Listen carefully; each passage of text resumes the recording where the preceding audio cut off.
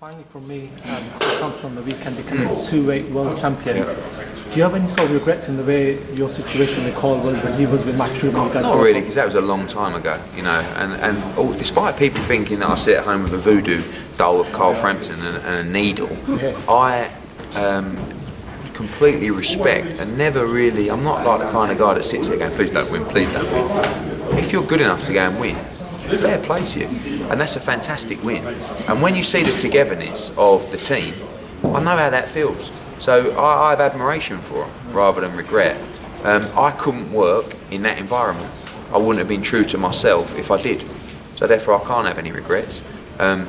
If he was with me, he would have earned a lot more money for that fight, and he'd be a pay-per-view fighter, so he'd be making millions every fight.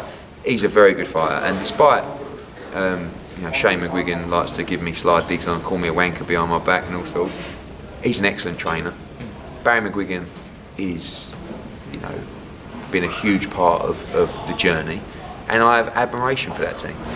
Never, you know, disgust or regret. I really am genuinely pleased for them because I know what it would have meant to them, and they did take the fight for small money in comparison to the two. But once you've got the money like they got against Quigg, you're kind of like free rolling, if that makes sense. So for me, and it's hard to tell fans, the first thing I'll sit down and want to do for you as a fighter is make sure that you are secure for life. From there, we're free rolling. Yeah. So let's go and be great now. You know, you've had the big fights, you beat Quigg, you got the paydays.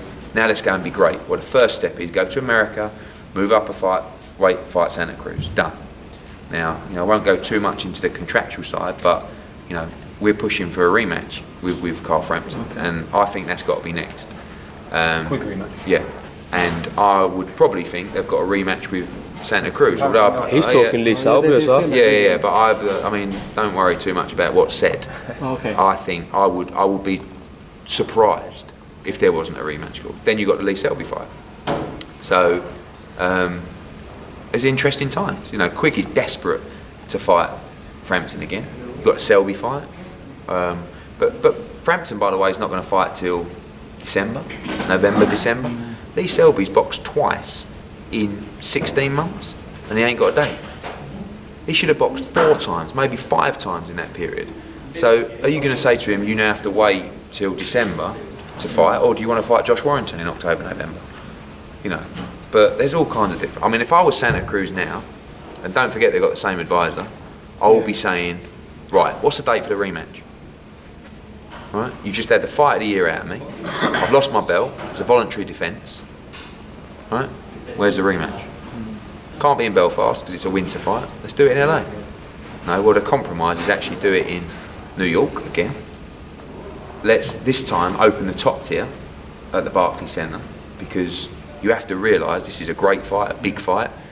And by the way, the Irish will come in their trebles next time, even the expats, the local guys, and do that fight again. Lee Selby will be saying to Al Heyman, right, give me the unification then, because I've only had 2 fights, and you know, you told me I've been in big fights, well, there's a perfect chance.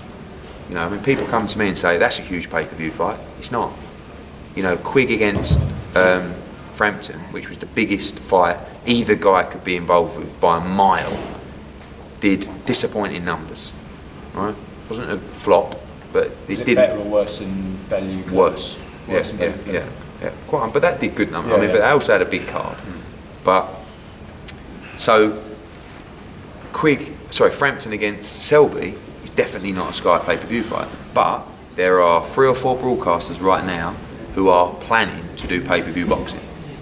So they can, you know, I've got 1 fight left with Lee Selby. Right? So I've got to be involved in the TV. If it's not on Sky, okay, just you know, we'll come up with a deal. But it doesn't, for me, with the fights that are out there at the moment, I can't get that fight on Sky pay-per-view. A bit like Crolla Linares. You know, people say to me, that's a pay-per-view fight. Says who? Me. I want to see that. I said, yeah, but it doesn't deliver the numbers. We know what delivers the numbers. Anthony Joshua, Brook against Gennady Golovkin, Brook against Khan, you know, Hay against Joshua, Fury against Joshua, Fury against Mayweather against Pacquiao. You know, and I think there are that many big fights out there at the moment that it's going to take something substantial now which is good news for the fans again, to make that pay-per-view cut. You know what I mean? Yeah. All right? Thank you very much. Cheers, Eddie. Thank you.